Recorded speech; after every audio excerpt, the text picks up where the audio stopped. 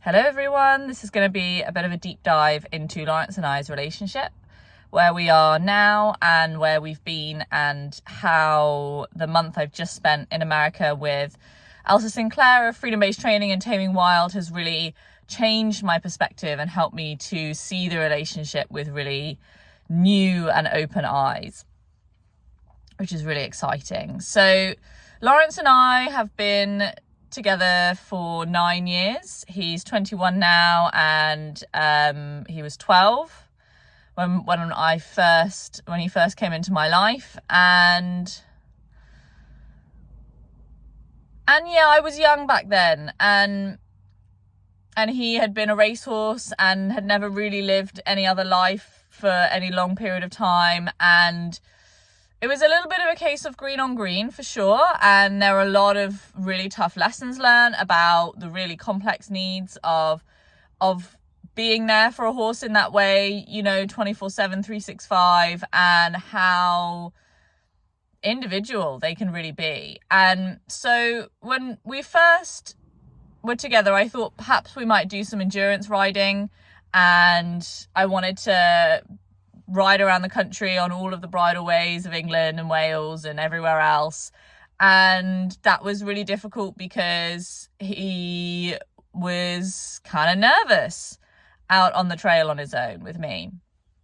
And so we tried our hand at some different things and sort of jumped from jumping to bridleless riding to horseback archery to dressage, and we would set the goal, and then we would never really move very far in the direction of success, because what would happen was we would start playing with some techniques. I would start playing with some techniques and some tasks and try to achieve the task being completed. And over time, what would happen was the more I pushed to get the end result and the more pressure I put on, the more difficult things would become for us. And I'm a pretty pressure avoidant person, as is Lawrence.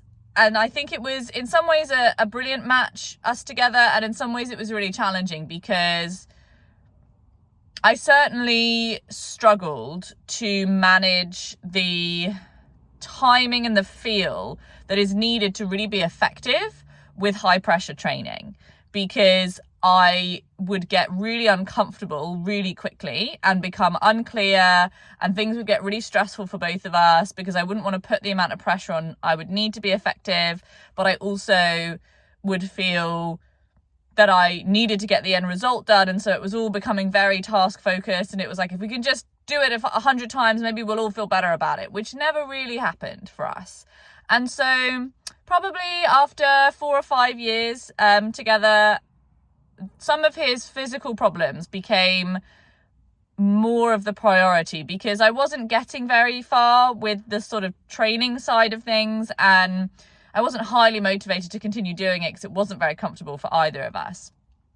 And instead, I started to invest in the physicality in our relationship, and got really interested in why his guts were the way they were, and why it was difficult to keep weight on him in the winter, and why he struggled with his feet, and why his neck was at that strange angle when he trotted, and all of these things. And so I really got interested in the way that physicality and movement and psychology are connected to each other, and discovered a whole bunch of physical history with him, and that really occupied our time for the most part for the last sort of 3 or 4 years after that. And then in 2017, I met Elsa Sinclair and her freedom-based training project and at one of her clinics. And that was really powerful, because he'd always been very herd bound, and this is definitely another video in itself that I'll talk about another time and post some links for you guys when I get to that. But it was a pretty transformational clinic without having to put any tools on him or put any pressure on him or do anything to him at all.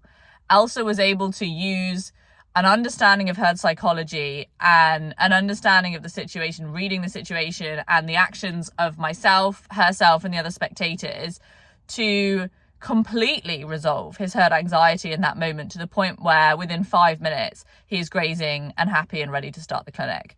And I'm thinking, wow, this is something else. It was the first time I'd really understood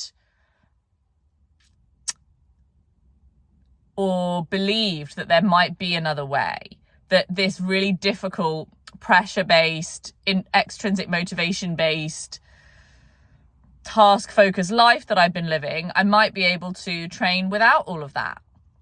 And so really, when I started this project that I'm doing now, the 365 Days of Horsemanship, that was when I really committed to the freedom-based training journey. And what I was doing, as I can see now, although I didn't realize it at the time, was quite a lot of time spent being together.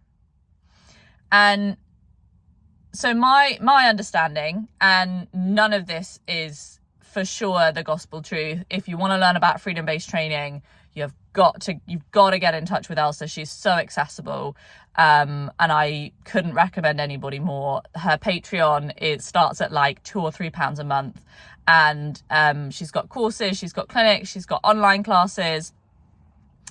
So anything I say about freedom-based training is my understanding of it, where I'm at in the journey. And so from my perspective, what I understand at the moment, you basically have followership and leadership. And what I thought I was doing with Lawrence for all these many hours was being in passive leadership in a state of flow, where I was being the same as him and building those hours in. And what I've noticed that is a really subtle but significant difference is that, in fact, what I was doing was being in followership rather than in leadership. I thought I was being a passive leader, spending time with him, being the same as him. However, the leader is the last person that makes a decision. And what was happening quite a lot was I was spending all these hours with him, just being with him in the field, waiting for moments of curiosity to choose a new place of flow. But if there was no curiosity, the next thing that would usually happen is that he would change the position between us. And when he would change that position between us, I would allow that and follow that and move into, whatever flow he wanted me to be in. And so what happened was, when I started playing with the freedom-based training, I built up a lot of enjoyment by being a good friend. But what I haven't really built until this point now is very much trust as a leader, because he's quite wary of leaders. Leaders put pressure on him in his life, and so he's kind of like, I'll just make my own decisions. And then I come along, and initially he's a little concerned about me as well. And then I show him that, in fact, I'm just here to be his friend. And so he's pretty comfortable with me now, which is really where we were at prior to me going to Elsa's this last month. And so in terms of my goals and where I'm at with Lawrence now, I sort of committed to the journey with freedom-based training last year, because I realized that this was a way that I could get to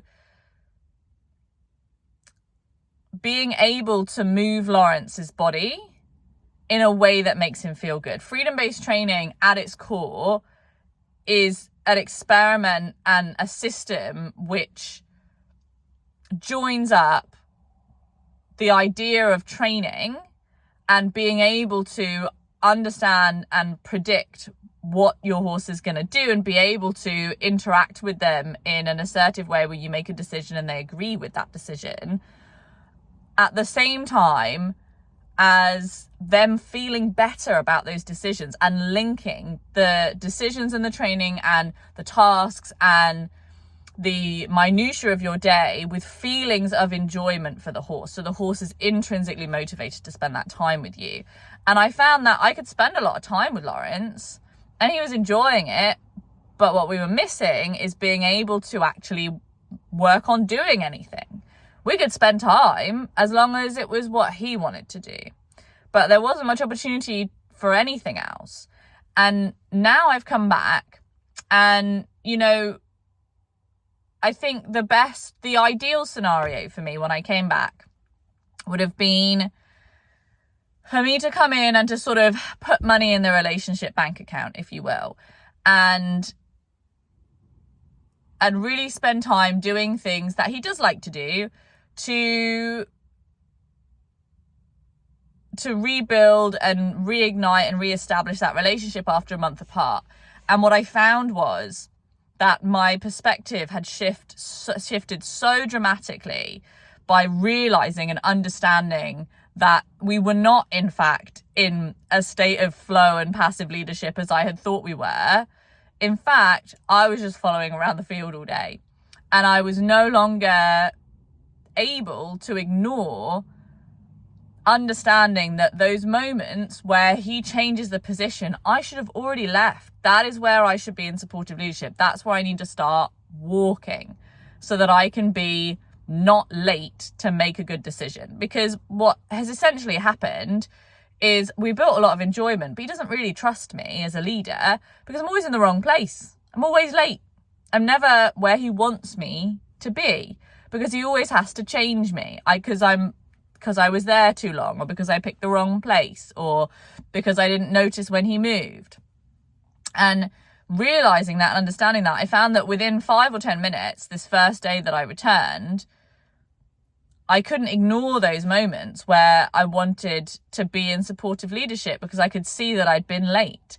And it's been really interesting because, you know, he's so adverse to pressure that this has actually been really overwhelming for him. Just me upping the level of supportive leadership that I'm using has been really overwhelming for him because he is used to having this friend who just follows him around everywhere and never tries to be a leader. And now that dynamic in our relationship has really shifted in a way that feels a lot more sustainable than it had when I was trying to be a dominant leader, because I was never confident enough in myself as a dominant leader, and he could feel that and I could feel that, and in the end what would happen was it would all go wrong and we would end up back in the field together, and he'd sort of, you know, there'd be this feeling of sort of like, well, that didn't go very well, let's not do it again. And so now there's this feeling within myself where I go, I know where I need to be. I know what I need to do. And it's really important. It's not something that I feel I can compromise on now at this point. I need to be the leader. That is my role with him, because that is who I am to him. I am the person who looks after him. I'm the person who makes the decisions, and I'm the person who needs to make decisions sometimes. Sometimes I need to make decisions for him. I need to make the decision that he needs to see the vet. I need to make the decision that he needs to see the farrier, or he needs to come up or have this or have that.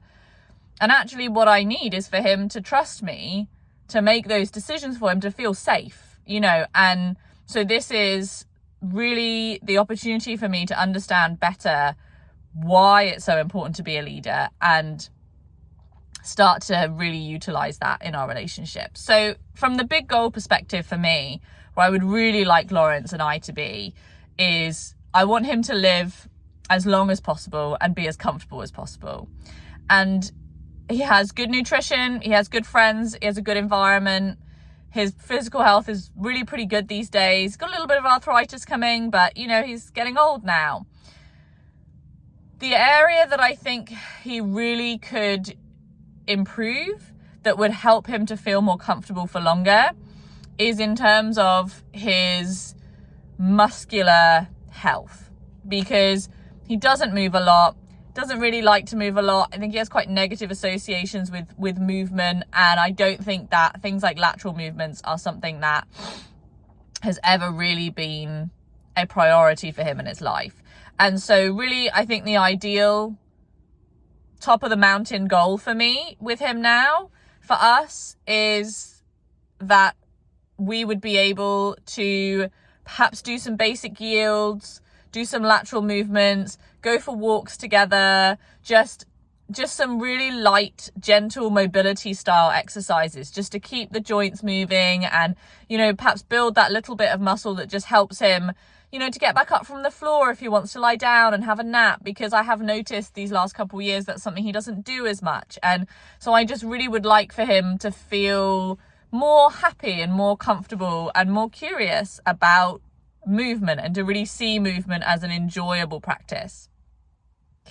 So that's really the goal from the training perspective. That's where I'd like to get to from a training perspective. And the pathway that I would like to take to get there is the pathway of the lowest amount of pressure. And that is where working from the foundation of the freedom-based training work is really where it is for me. Because, you know, leadership is a spectrum, and the rest of my life I've worked in the dominant spectrum, coming down dominance into that assertive leadership where you and the horse can do things together.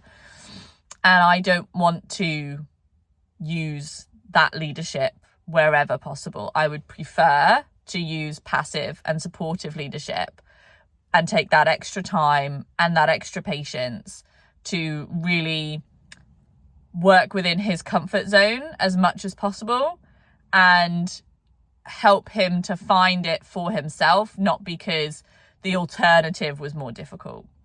And so, yeah, basically that's where we're at. I hope that made sense. If you have any questions about any of that, please feel free to let me know, and I would be more than happy to make some more videos and talk about my understanding of some other bits and pieces. As I say, everything I say is current to my knowledge as it is now. I am on the journey of being a student, and my knowledge is always evolving and always changing, as I'm sure every one of yours is as well. So my sincere recommendation, if you're interested in any of the topics that I've discussed in this video, is to join the freedom-based training Taming Wild Brigade and come and at least follow Elsa on Patreon. If you don't come to any of the clinics that she's running this year in England, we're so lucky this year. I don't know if we'll be this lucky in the future. And this year in 2023, there are 3 clinics in England with Elsa. And if, you know, you've really got to get yourself to one if this is something you're interested in, because it's really pretty mind-blowing stuff. It's pretty innovative and revolutionary in comparison to most of the other training methods that we've used for the last 100 years with horses. So yeah, that's it really from me. Yeah, really excited to have this new perspective with Lawrence, to really understand where we're at now, and where we've been, and to feel really confident in where we're going is really an amazing feeling.